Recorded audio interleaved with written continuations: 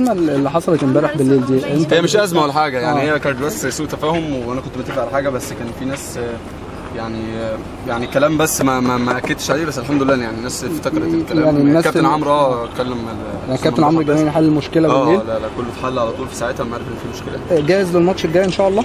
ان شاء الله الفرقه كلها جاهزه وكلنا مركزين النهارده في التمرين وربنا يكرمنا المكسب ان شاء الله. في ناس اتكلمت عن الموضوع، او انت كنت قلت ان في ناس مثلا حذرتك من اللعب للزمالك.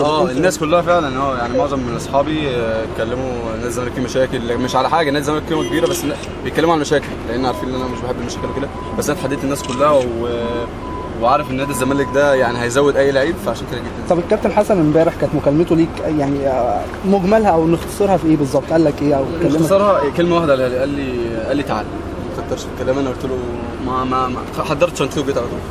بس كده يعني. ماشي، شكرا.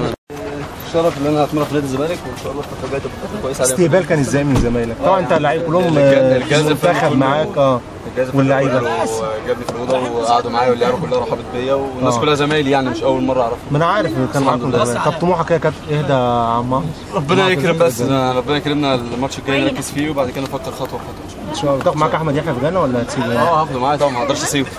طيب السلام عليكم.